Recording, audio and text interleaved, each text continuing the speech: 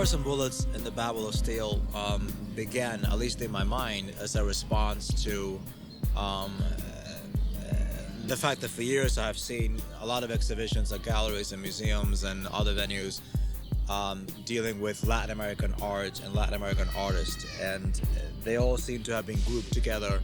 And the experience of being Latin or being Latin America or having come from a Latin American country has all was all being lumped together, and there never seemed to be a particular personal experience.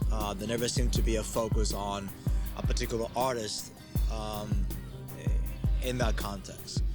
And so I began to believe that within that experience of being Latin America, there were things that were not explained properly and that were not explored. And so I began this concept of these two artists coming from very different backgrounds and yet very similar cultures.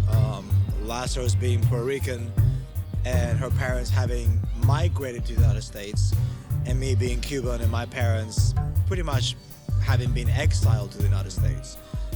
I believe the experience of exile and immigration are two very different ones, and as artists, it just reflects in our work. It becomes a part of how we project our images. It becomes a part of how we work our canvases, and I think it also adds a very interesting level to the psychological component of what we are and how we paint and what we put on canvas.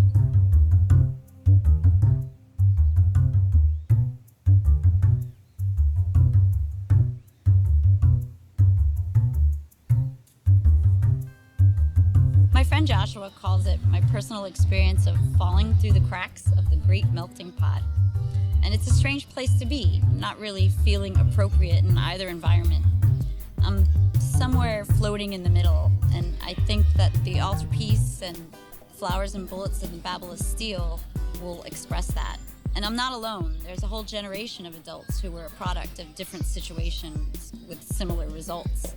So I'm pretty excited about this project.